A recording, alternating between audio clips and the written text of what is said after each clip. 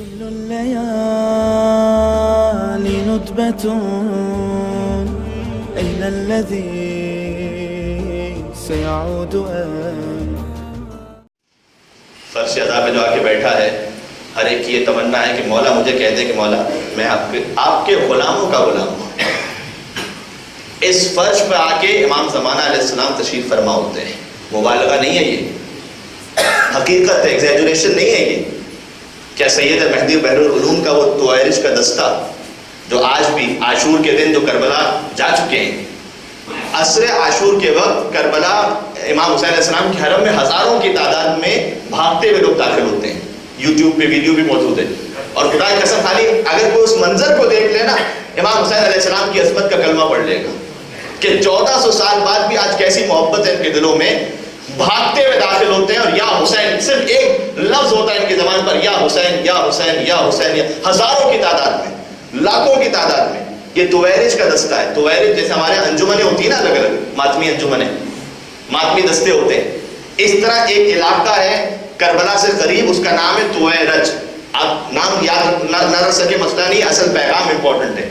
یہ اس میں جو لاکھوں لوگ شریک ہوتے ہیں، اس میں ضروری نہیں ہے کہ طویرج کے ایریا والے ہی شریک ہوں، آپ بھی جائیں زیارت پر، آپ بھی ان کے ساتھ شریک ہو جائیں۔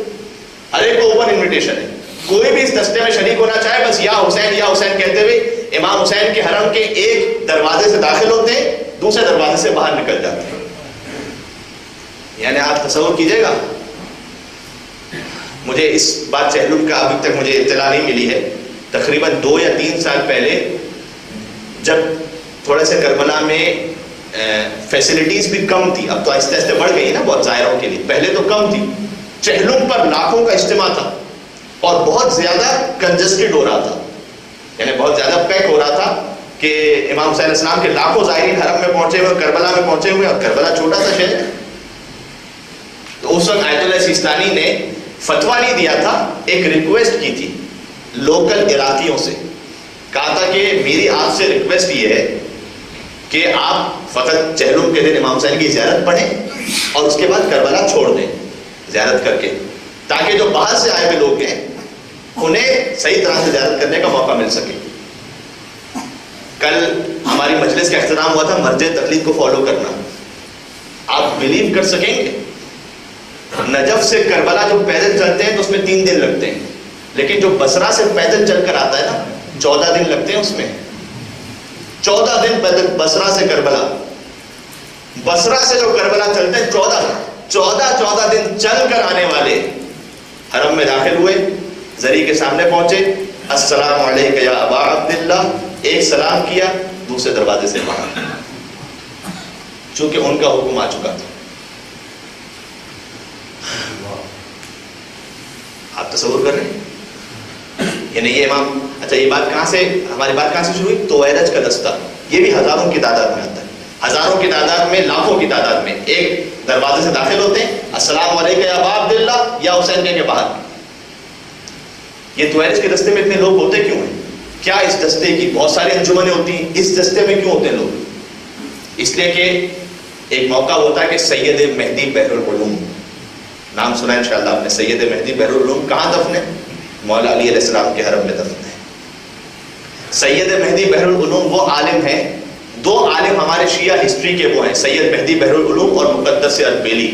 یہ جب جی چاہتا تھا ان کا اپنی مرضی سے امام زمانہ سے ملاقات کرتے تھے، مقدس اردبیلی سید میں اپنی مرضی سے، جب امام نے اذن عام دیا ہوا، جب چاہتے تھے ملاقات کرتے تھے۔ ٹھیک ہے، آپ مسجد سہلہ تشریف لے جائیں، میری بات ذہن میں انشاءاللہ آپ کے ذہن میں اگر رہ جائے، مسجد سہلہ میں ایک مقام امام زمانہ ہے جہاں امام زمانہ علیہ السلام تشریف لاتے تھے۔ سید مہدی بحر العلوم وہاں بیٹھے ہوئے تھے کہ کسی شخص نے ان سے کہا کہ آپ یہ کہتے ہیں کہ امام زمانہ سے اپنا تعلق جوڑ کر رکھو، مضبوط رکھو، مولا تمہیں دیکھ رہے ہوتے ہیں، کیا کبھی خود بھی آپ کی امام سے ملاقات ہوئی ہے؟ طنز کرتے ہوئے اس نے کہا سب کے سامنے۔ سید مہدی بحر العلوم سر جھکائے بیٹھے رہے۔ جب وہ چلا گیا تو ان کا ایک خاص شاگرد تھا، اس کو پتا تھا کہ ان کی امام سے ملاقات ہوتی ہے، کہا آپ نے اس کو کہا کیوں نہیں کہ آپ کی تو بار بار امام سے ملاقات ہوتی ہے؟ سید مہدی نے کہا کہ میں اس کو کیا جواب دیتا، جب وہ مجھ پر یہ طنز کر رہا تھا اسی وقت فرزند زہرا نے مجھے اپنے گلے سے لگایا ہوا تھا۔ امام زمانہ نے اپنے گلے سے لگایا مجھے. یہ سید مہدی بہرالعلوم. اللہ اکبر.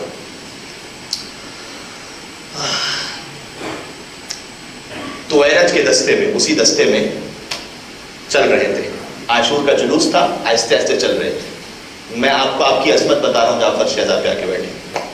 اچانک انہوں نے امامہ اتارا, ابا اتاری, اور ماتمی دستہ جو ماتم کر رہے تھے ان کے درمیان کھڑے ہو کر سید مہدی نے ماتم کرنا شروع کیا. تو لوگوں نے حیران ہو کر دیکھا, کہا آپ مرجع تقلید ہیں, پوری دنیا کی نگاہیں آپ پر ہیں, آپ نے اپنا امامہ اتار دیا, ابا اتار دی, یہ کیا کر رہے ہیں آپ؟ جانتے کیا جواب دیا؟